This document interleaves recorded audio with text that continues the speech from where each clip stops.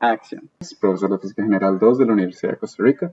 El día de hoy vamos a ver el tema de la primera ley de termodinámica. Estos temas están en el libro de Física para Ingeniería, Sir Wade Jewett, capítulo 19 de la sección 1 a la sección 6.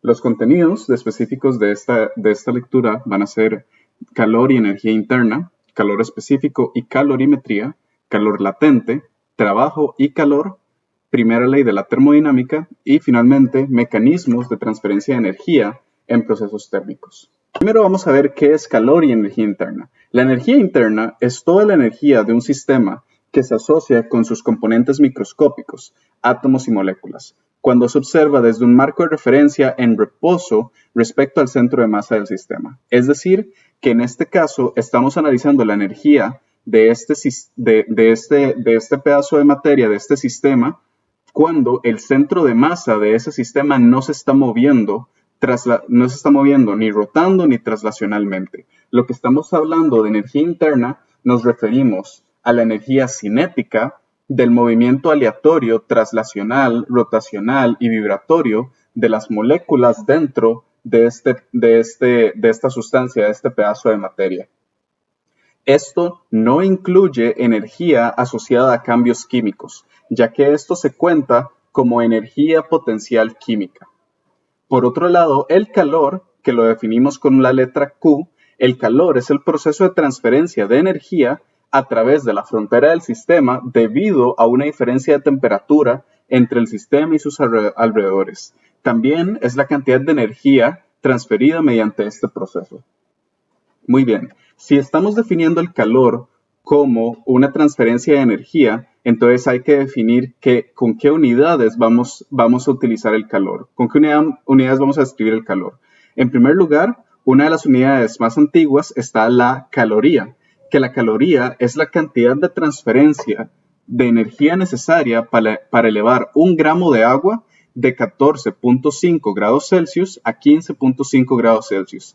Es decir, es aproximadamente la cantidad de energía necesaria para elevar 1 gramo de agua 1 grado Celsius por arriba de su temperatura inicial. Algo curioso es que casi siempre utilizamos calorías para describir el componente de energía de las comidas. Y lo que conocemos como las calorías de la comida en realidad son kilocalorías, es decir, 1000 veces esta cantidad de energía que estamos describiendo en la diapositiva. Muy bien. Otra de las unidades que podemos utilizar para definir el calor o para escribir calor es la unidad térmica británica, que eso significa la cantidad de transferencia de energía requerida para elevar la temperatura de una libra de agua de 63 grados Fahrenheit a 64 grados Fahrenheit. Claramente, como es una unidad de origen inglés, tiene su origen también basado en los grados Fahrenheit. Y finalmente, como el calor es una transferencia de energía, pues claramente podemos describirla en función de los Joule, que los Joule son la unidad del Sistema Internacional de Medida que utilizamos para describir las transferencias de energía. Lo hemos visto con energía cinética, energía potencial y ahora con calor. Para hacer una conversión rápida, podemos describir que una caloría es igual a 4.186 joules. Muy bien. El siguiente tema del día de hoy es el de calor específico y calorimetría. Para empezar este tema, vamos a pensar en un ejemplo cuando le estamos agregando energía a un sistema y hay cambio en las energías cinéticas y o potencial del sistema. Por lo general, cuando esto sucede, lo que hace el sistema es que hay un aumento de temperatura. Por ejemplo, la cantidad de energía necesaria para elevar la temperatura de 1 kilogramo de agua por 1 grado Celsius es de 4.186 joules. Es decir, le ingresamos energía al sistema y se elevó la temperatura. De aquí podemos generar dos términos importantes que van a depender de los componentes químicos de cada sustancia. Y esos son el de capacidad térmica y el de calor específico. Como estamos definiendo aquí la capacidad térmica, que es una C mayúscula, es la cantidad de energía necesaria para cambiar la temperatura de una muestra de 1 grado Celsius. Por otro lado, el calor específico, que es una C minúscula, es la capacidad térmica por unidad de masa.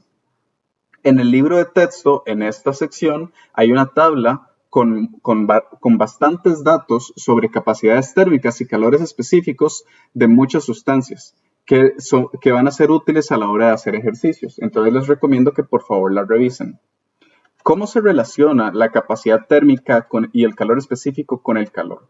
Pues la relación que tienen con el calor o cómo describen ese cambio de energía de un sistema es esta que vemos en pantalla, donde el calor lo definimos como la capacidad térmica de una sustancia multiplicado por el delta de temperatura, o también se puede decir que es la masa por el calor específico de la sustancia multiplicada por el delta de la temperatura.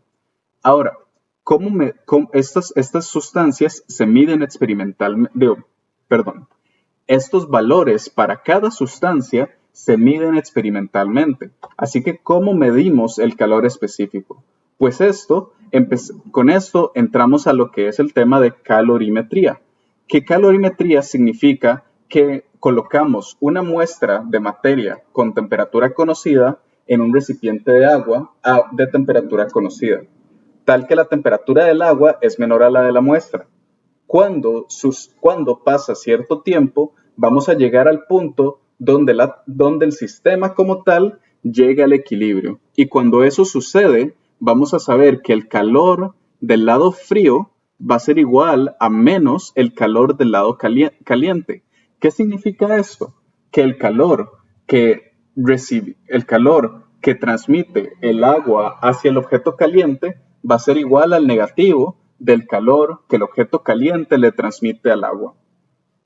Utilizando las ecuaciones anteriores, podríamos expandir esta fórmula y decir que la masa del agua por el calor específico del agua, que eso es un valor conocido, ya que casi siempre los valores del agua son los que utilizamos como base, todo esto por el delta de temperatura, la temperatura final del sistema menos la temperatura original del agua, va a ser igual a menos la masa de la materia, que deberíamos conocer, el calor específico de esta sustancia, que aún no conocemos, todo esto multiplicado por el delta de temperatura de la sustancia.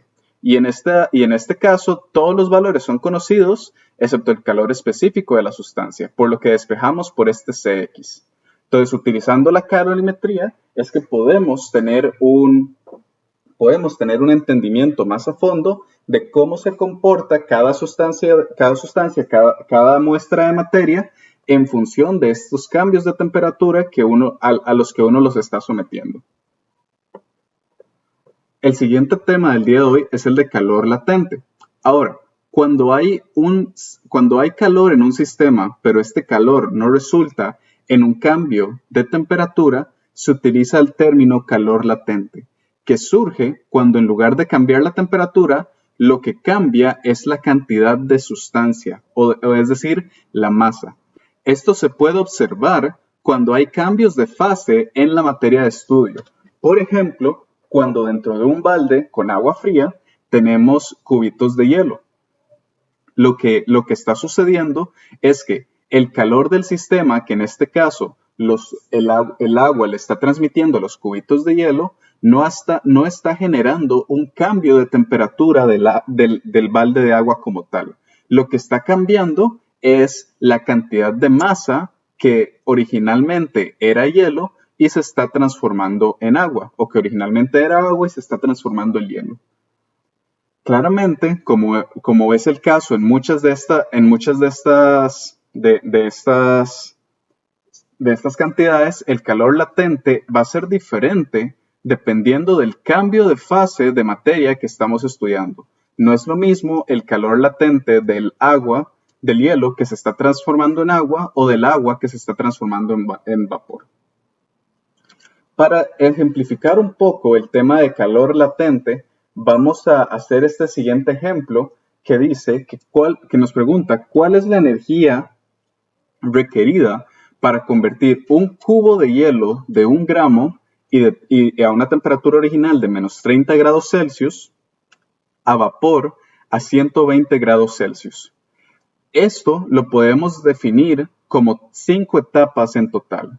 La primera etapa es calentar el cubito de hielo. La segunda etapa es la fusión del hielo a agua. La tercera etapa es calentar el cubito de hielo una vez que se hizo agua, calentar esa agua. La cuarta etapa es evaporar el agua a vapor.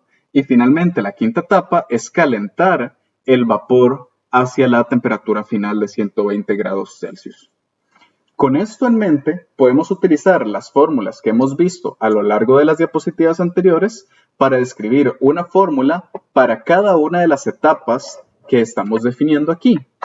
La primera etapa, que es calentar el cubito de hielo, lo que vamos a utilizar es la fórmula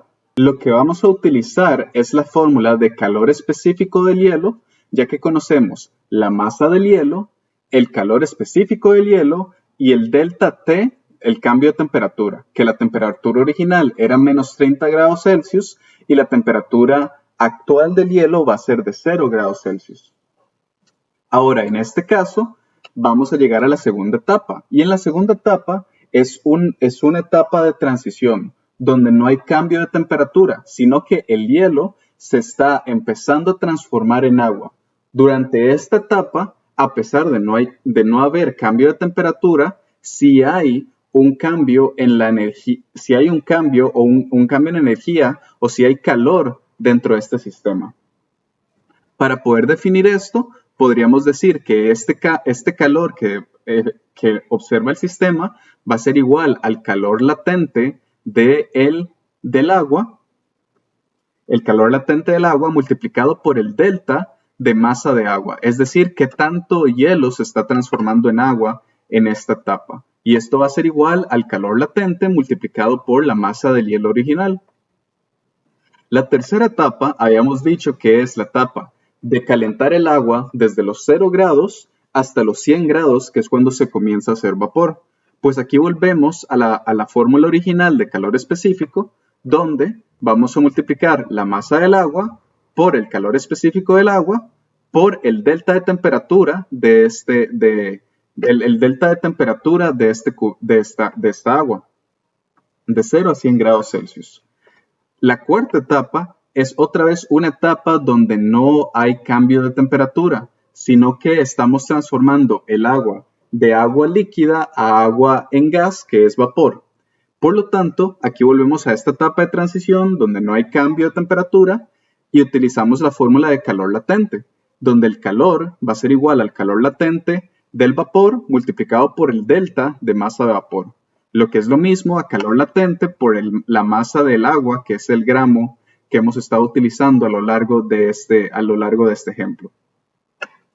Finalmente, en la quinta etapa es elevar la temperatura del vapor desde 100 grados Celsius hasta 120 grados Celsius, por lo que esta quinta etapa va a estar definida por la masa del vapor, 1 gramo, por el calor específico del vapor, por el delta T, el cambio de temperatura de 100 a 120 grados Celsius. Si viéramos estas 5 fórmulas en acción en una gráfica, tendríamos esta gráfica que está en el libro, donde aquí vemos claramente cada una de las 5 etapas de la transformación del cubito de hielo a menos 30 grados hasta el vapor a 120 grados. Aquí vemos, primero, cuando hay una pendiente es porque hay cambio de temperatura, es decir, es una etapa donde no hay transición o no hay cambio de la fase de la materia. Pero cuando no hay pendientes, cuando la línea es constante, es porque es una etapa de transición de la fase de la materia. En este caso, la primera, la etapa B, es cuando el hielo está transformándose en agua, y la etapa D, cuando el agua se está transformando en vapor. Muy bien, habiendo hecho este ejemplo, vamos a ir al siguiente tema, que es el de trabajo y calor en termodinámica. Y para esto vamos a utilizar el ejemplo de un gas que está dentro de un pistón y este pistón se le está aplicando una fuerza. Si recordamos la definición original de trabajo, nosotros habíamos dicho que la definición de trabajo del semestre anterior incluso es igual a la fuerza vectorial producto punto el R vectorial, es decir, la dirección la dirección en la que se está aplicando esta fuerza. ¿Esto qué quiere decir? Que si sacamos el diferencial de trabajo, esto va a ser igual para trabajos muy pequeños, infinitesimalmente pequeños, esto va a ser igual a la fuerza aplicada multiplicado por ese diferencial de la distancia que se está moviendo esta masa. Poniéndolo para el ejemplo del pistón, podemos decir que la fuerza va a ser igual a la presión aplicada del pistón multiplicada por el área transversal de este pistón, lo cual es la definición que utilizamos desde Física 1 cuando estábamos hablando de la definición de la presión. Todo esto, como estamos yendo hacia abajo, va a estar en el vector menos j negativo, en el vector menos j. Y finalmente, dr, el diferencial de radio, va a ser esta diferencial de altura que podríamos definir como dy en dirección j positivo. Al hacer esto, podemos definir entonces el trabajo en función de la presión, el área y el diferencial de altura, que sería esta de acá. Presión por área por diferencial de altura, todo esto multiplicado por menos j por j. Y si nosotros en paréntesis sacamos el área multiplicada por el diferencial de altura, área por diferencial de altura es otra manera de definir el diferencial de volumen que tiene este gas en este pistón. Por lo tanto, podríamos utilizar esto para integrar en ambos lados y decir que el trabajo sobre un gas en un pistón va a ser igual a menos la integral desde un volumen inicial hasta un volumen final de la presión multiplicada por un diferencial de volumen. Entonces, con esta definición de trabajo, vamos a poder hacer varios ejemplos, vamos a poder hacer varios análisis sobre los cambios de energía y de trabajo de los gases bajo efectos térmicos. Por aquí, para terminar, vamos a decir entonces que el trabajo realizado sobre un gas en un proceso cuasi estático lleva un gas de un estado inicial a un estado final. Ese trabajo es el negativo del área bajo la curva de un diagrama PV, evaluada entre dichos estados. ¿A qué nos referimos a esto? El trabajo va a ser igual al negativo del área bajo la curva. Esto nos referimos a la integral, que la definición básica de la integral es el área bajo la curva de esta función que estamos definiendo acá, P por dV. Muy bien, con esto en mente, vamos a entrar ya a la primera ley de la termodinámica, donde definimos la primera ley de la termodinámica como el cambio de energía interna de un sistema va a ser igual al calor más el trabajo sobre este sistema. Es decir, la energía interna de este sistema va a ser igual al calor, ya sea que entra o que sale de este sistema, más el trabajo que se le aplica o que este sistema esté aplicando hacia afuera. La primera ley de la termodinámica como tal es un caso especial de la ley de conservación de energía y describe los procesos que solo cambian energía interna donde solo hay transferencia mediante calor o trabajo. A partir de esto, vamos a ver el primer ejemplo que vamos a estudiar de la primera ley de termodinámica, y este es el de un sistema aislado. El sistema aislado, claramente, no va a tener ni transferencia de energía por calor, ni tampoco transferencia de energía por trabajo. ¿Por qué? Porque es un sistema aislado, y como solo estamos estudiando los cambios internos, no hay ningún cambio que afecte este sistema aislado. Por lo tanto, Q es igual a 0, W es igual a 0, el delta, el cambio en energía interna, también va a ser igual a 0. El segundo caso que vamos a estudiar es el de un proceso cíclico. El proceso cíclico significa que el sistema inicia y finaliza en el mismo estado. Como inicia y finaliza en el mismo estado, esto quiere decir que el delta, que el cambio en energía interna va a ser cero.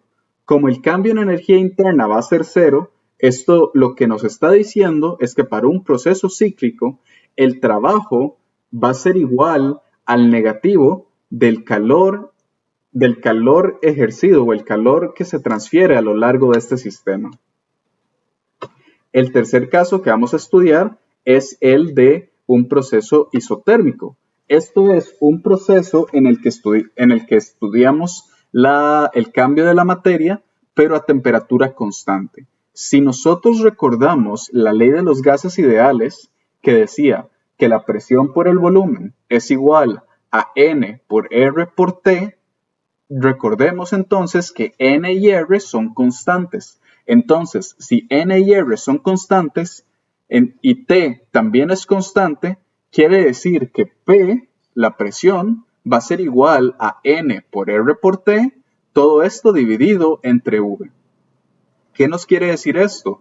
Que si nosotros queremos hacer la integral de trabajo, que era trabajo es igual a menos la integral de un volumen inicial o un volumen final de la presión por dV, esto a la hora de expandirlo va a ser igual a el trabajo igual a N por R por T por el logaritmo natural de un volumen inicial sobre un volumen final.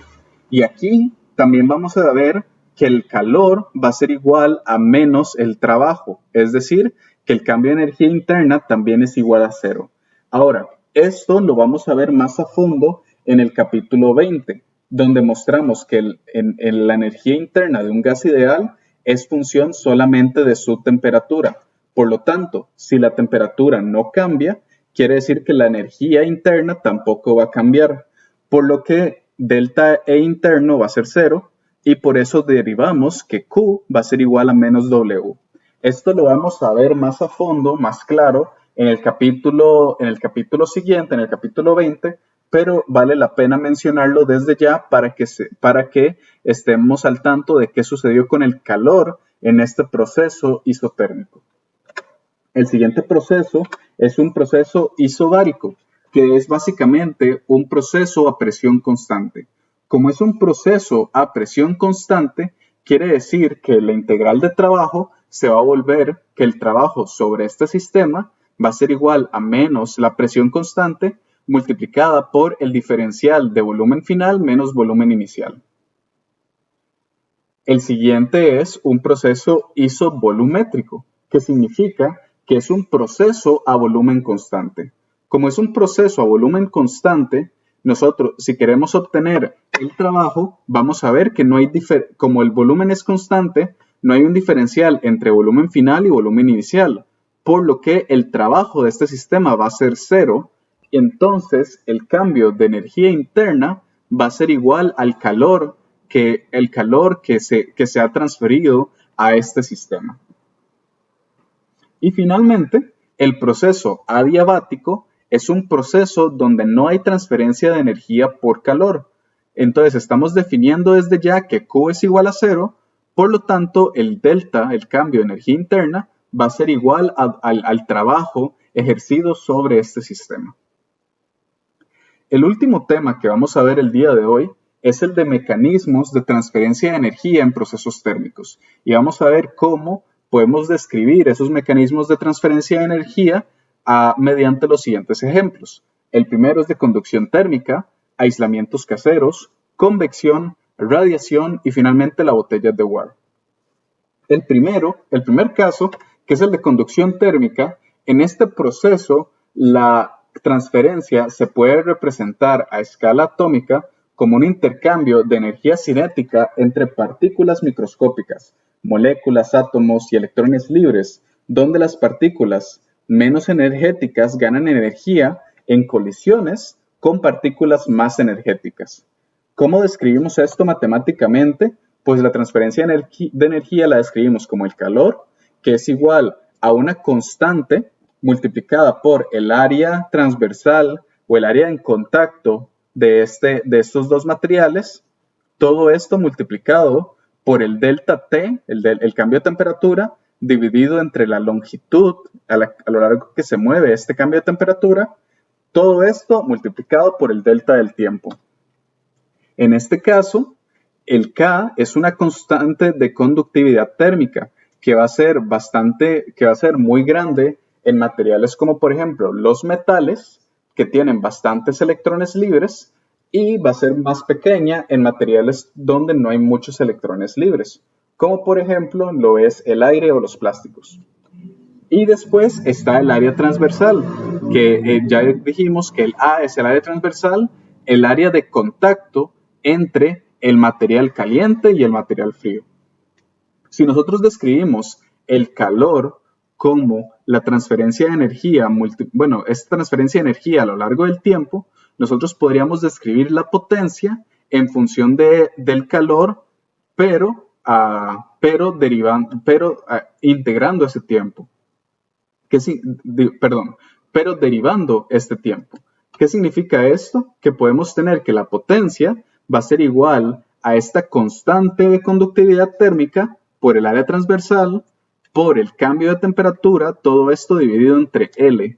Y aquí derivamos el tiempo porque la potencia de un sistema, la potencia no depende del tiempo, es constante. En cambio, el calor, que es la transferencia de energía, sí va a depender del tiempo.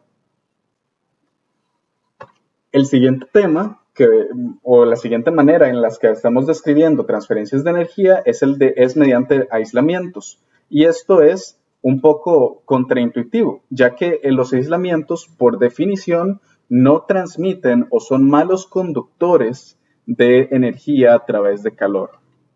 Con este estamos definiendo algo llamado que es el valor R de un sistema, el valor R de una sustancia, y el valor R va a ser igual a la longitud de la sustancia dividido entre la constante de conductividad térmica. Utilizando la fórmula anterior, entonces podríamos definir que la potencia va a ser igual al área por el delta de temperatura, todo esto multiplicado por la sumatoria de valores R de nuestra configuración del sistema. Y esto se utiliza bastante en áreas de construcción, en aplicaciones de construcción, donde lo que estamos haciendo es sumando varios valores R a lo largo de que se hace un aislamiento desde el exterior hacia el interior de un edificio, de una casa. Esto tal vez no es muy común en países como Costa Rica, pero eso sí es bastante común en países donde existen inviernos y veranos muy fuertes, donde sí es necesario que cada casa que esté propiamente aislada del exterior. Y esto se hace mediante una secuencia de materiales que suman un gran valor R en conjunto, y esto hace que la potencia sea menor y menor, la potencia de transferencia sea menor y menor, ya que la sumatoria de valores R está creciendo y creciendo. El siguiente método de transferencia de energía es el de convección, que la convección es la energía transferida por el movimiento de una sustancia caliente. Y esto nos referimos a que como tal, la transferencia de energía no está en contacto, no hay un contacto físico entre la fuente de la energía y hacia dónde se está moviendo la energía. Esto podemos verlo, por ejemplo, cuando hay flujos de aire, cuando hay flujos calientes que se mueven a lo largo del espacio. Por ejemplo, un flujo natural, que es cuando uno está hirviendo agua. Esto sucede porque cuando uno llena una cafetera de agua y la pone en la cocina, la empieza a hervir, las primeras gotas, las primeras moléculas de agua que se hierven son las que están en el fondo de la cafetera.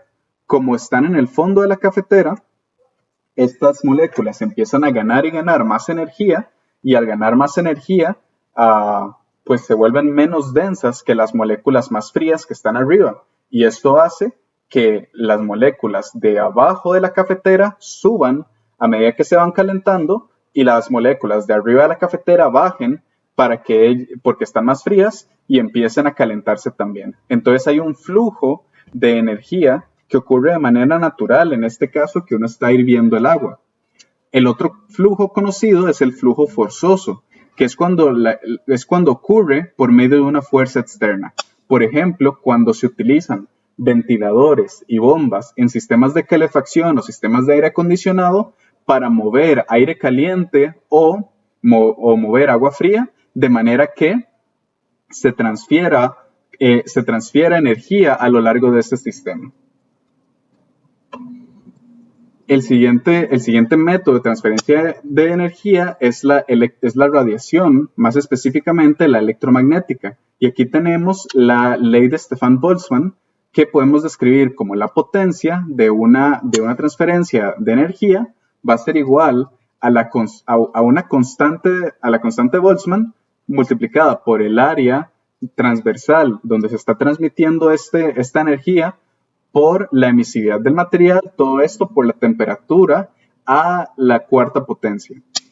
No vamos a enfocarnos mucho en esta parte de radiación, ya que la radiación electromagnética se estudia más en los capítulos de Física 3, pero vale la pena contar que esto es una de las diferentes mecanismos en los que puede haber transferencia de energía. Finalmente, vamos a ver el ejemplo de una botella de guar. Y básicamente la botella de guar es qué podemos hacer para asegurarnos de que haya la menor cantidad de transferencia de energía en un sistema de temperaturación, un sistema térmico. Y la botella como tal está diseñada para evitar esa transferencia de energía por calor.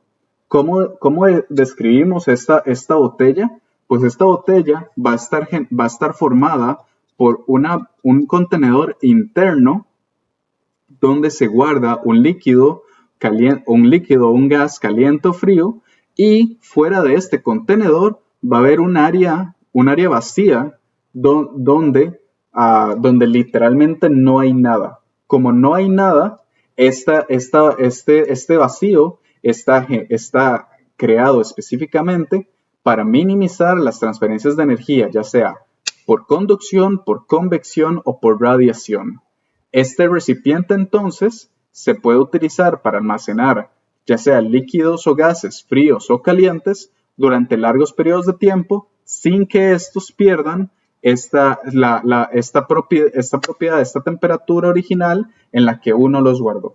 Este comportamiento de la botella de guar es el comportamiento básico de los termos de cocina que uno utiliza para asegurarse ya sea que la comida o las bebidas se mantengan frías o calientes a lo largo del día. Con esto terminamos los temas del capítulo 19. A lo largo de la semana vamos a estar realizando prácticas. Muchas gracias.